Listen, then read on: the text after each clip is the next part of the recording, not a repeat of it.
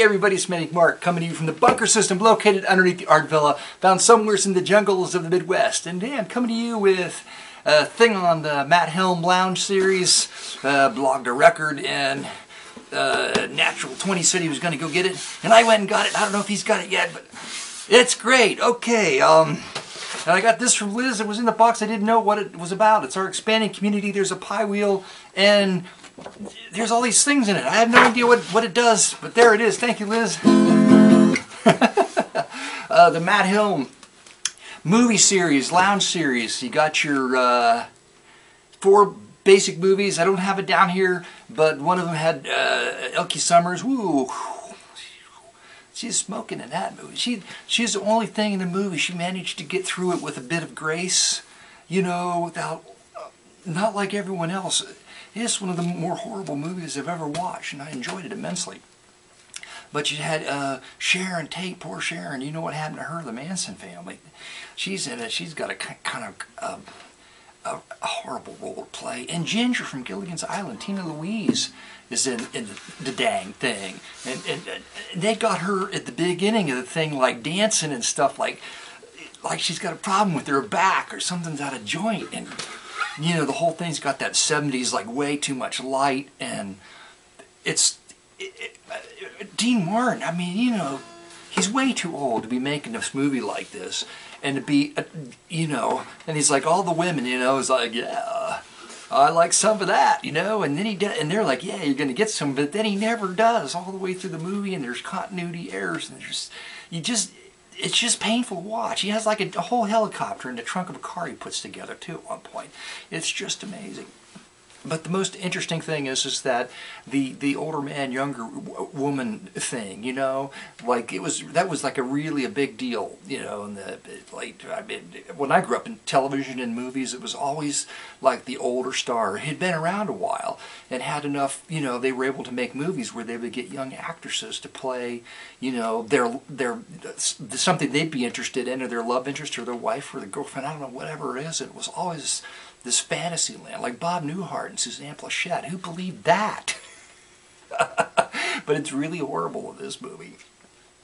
And it's not, just, I think the most interesting thing is that this movie, even though it was like a badly created spoof on spy movies, okay, is that still the main point of the movie is that you should be titillated by Dean's romance and or your lust as a male for these women. And granted, again, Elkie Summers, pretty hot, but it's just the way all these women were portrayed. It was really hard to be titillated by any of them. Even though Sharon Tate's nipples were sticking out through most of her scenes, just, you know, it was just, and the bad guy, none of it was. Never mind. Anyway, I loved it. I've got all of that, and let's get to the record finds for today. Oh wait, oh no, I got there's a guy, I think a person. I don't have the email with me, but I got an email from a fan in Indonesia. Yeah, Smart has gone international. His fan club. But rarely does anyone have the nerve to email Manic Mark and say, "Hey, I like what you're doing." I'm sure there's hundreds of thousands of people out there would like to email me and tell me that they like my art.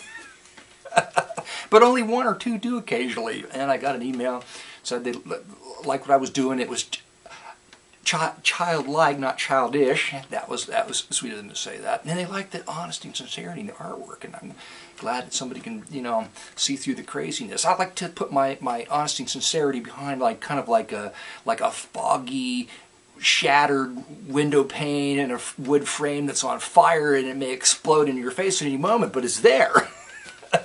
Sometimes you have to dig. I try to make it palatable. I try to make woe and misery palatable with things that are weird and funny. You know what I'm saying? There you go. Anyway, thank you for sending me that email. I appreciate it. You pumped Manic Mark up for today. And on to and I got it's a really special record to share with you. So hang into the end, or just scroll through the rest of it and get to the end, and then just watch the end, and just enjoy the end for what it is. Thank you, folks. Okay, I go to Half Price Books, and I'm looking through, and I hear this clunking. I'm down like underneath. I hear this clunk and I look up, and there's one of the young ladies that work there with a cart, stacked pile, like a couple hundred records, anyway, easily on the cart. And I just looked at her and I started drooling. And I said, it's not often I get to look through records that are just been brought out from the back. And she goes, I know. Would you just like to go through the ones that are on my cart? Even before I put them into the bin. And I'm like, I love you. Yes, indeed, I would. So I started picking through, and unfortunately, I found almost nothing in the cart, except for these few. And there's one at the end, very special, that wasn't in the cart. It was already out. Nobody had picked it up. I don't know why nobody grabbed it. Anyway, I'm going to get to that. First, we got Billy Vaughn. Vaughn, V-A-U-G-H-N. You know, I picked up one of his records the other day, and I didn't like it. But this one has got this 60s typeface on it, and look at that cover model. She's like the beach zombie from the Zombie Beach. Indeed, there's that typeface on the back cover. Why anybody would think this would sell records? Look at her. Look at her. Yeah, I've been on heroin, but I'm still modeling. I don't get it. Then we go to Patti Stone. Who's Patti Stone? I don't know, but there she is, and she's singing. She's singing on this Parade record. Don Ho. Normally would never buy a Don Ho album, okay? And apparently this may not be his first one because he already had a TV special. But they made a mistake on the track list on side 2, and they had to put a sticker on the back of it. So I'm like, you know. And it's got Tiny Bubbles on it. And I got a story about Tiny Bubbles. There's a restaurant in town, been there forever. The name of the restaurant is Anchor Grill, okay? Their motto is, we may doze, but we never close. We may doze, but we never close. And I used to go there for hamburgers. They had good hamburgers, okay? And you would sit in the, like, there was the front room where they had the counter and where they fixed food, and there was like a side room. And in that room, they had jukeboxes on the wall above the table, okay? You put your money in, and I would always play Tiny Bubbles, okay? Why? Because it was cheesy. And what else was cheesy there? Well, there was, above all the tables in the back, you know, pretty good sized box, there would be a drape that would open up, and behind it window was a mechanical puppet band, and the drummer would drum, and they would play they'd tell the record stop playing, and the curtain would shut. And in the middle of the room with the table, they had there was a light in it with fake flowers in it, and that would light up. And then there was like a rotating mirror ball, a little mirror ball or light above that, and so the whole room was just alive with cheesiness. It was absolutely great. I love that. I think they're still there, but I think the band's broken, and who knows. Been a long time since I've been there. Okay, next record. Fly Me to the Moon, the Bossa Nova Pops, Joe Harnell and his piano and orchestra on Cap. Nice cover. Could be interesting. Perspectives in Percussion. Got this one. Got another copy of it. And I've got a third copy with the foil cover, exact same record, but the cover's in foil. Pipe organ favorites. Clean, Somerset, nice looking pipe organ. They'll know. Sometimes you don't know. I mean, the pipe organ can work. Greatest Volume Hits, #2, from Hawaii. The New Hawaiian Band. Have no idea. Decca. There you go. Nice cover. Astounding stereo. On Somerset, I think it's there. Who knows where they got the music? I have no idea. There's no artist listed, but there's a cover of Safari from Chase and Kill. Apparently that was a movie. Or, no, Chase and Kill was from the movie Safari. There you go. Les Baxter's The Sound of Adventure. Yes, this is the double record set compilation. Les Baxter's wonderful. Got it. Got this. This one's a cleaner copy, I think. Now, who the heck is Dino, Desi, and Billy? Can anybody tell me who these guys are?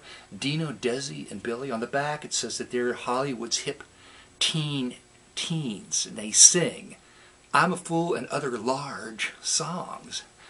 Be turned on by. We'll see if it will turn me on. Now Sounds of Today. This is a stock cover. These two people on the back split the record. Okay, they're singing. The guy's singing, I Want to See You on the Dance Floor. That dude's singing that song. I have no idea. Could be interesting.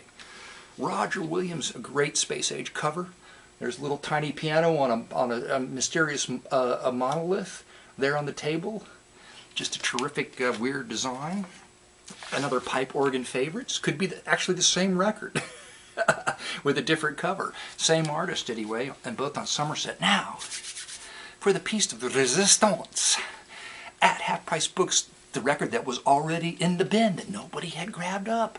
And I pulled it out and I went, it's one of the better crippled covers, gospel artists. Crippled, I talked about that earlier. I go through it again. But it's something special, and so is the record by Jeff. There's Jeff, and there's Jeff's hand.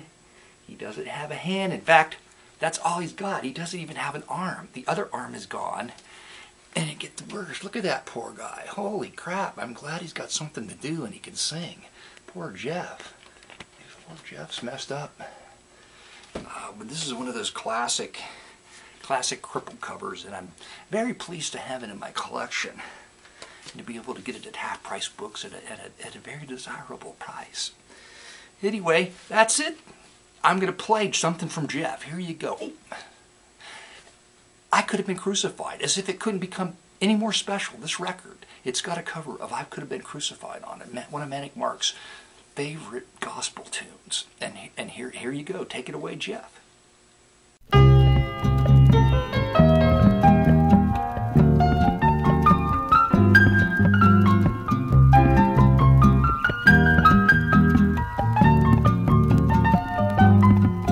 He was born in a stable, his mother a virgin, raised in a carpenter's shop.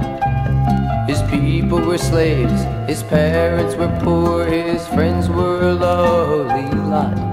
His chances in life are very slim, and he's expected to be a slave. But people in darkness saw light in him, and hope of freedom he gave. All of the power in heaven and earth God has invested in him. He's to die on the cross, descended to hell, meet the devil, take the keys from him. He yielded himself to the death of the cross. He cried, "It's finished," and slumped to die. In the regions of hell the devil celebrated, "We've destroyed your king," they cried. In the midst of the celebration, footsteps were heard walking the corridors of hell. That the shouting stopped, and a voice rang out, a voice that rang like a bell. Satan then trembled as he recognized him who came to deliver his own. "Shut and lock those gates," he cried, "don't let him ascend to his throne." Then the gates swung shut in the face of the king to prove God's salvation untrue. Oh, but then he shook hell's gates and he cried, "Lift up your heads, your king is coming through." Then out of the devil's prison house came a procession led by the king, shouting, "Now, O grave, where is thy victory? Now, O grave, where is thy victory? Now, O grave, where is thy victory? Death, where is thy sting? Who is the King of glory? The Lord God mighty in battle is he. Who is the King of glory? The master of the host of heaven supreme. Who is the King of glory? The one that not even death could stop. Who is the King of glory? The little boy from the carpenter's shop. The little boy from the carpenter's shop. The little boy from the carpenter's shop. The little boy from the carpenter's shop. The little boy from the carpenter's shop.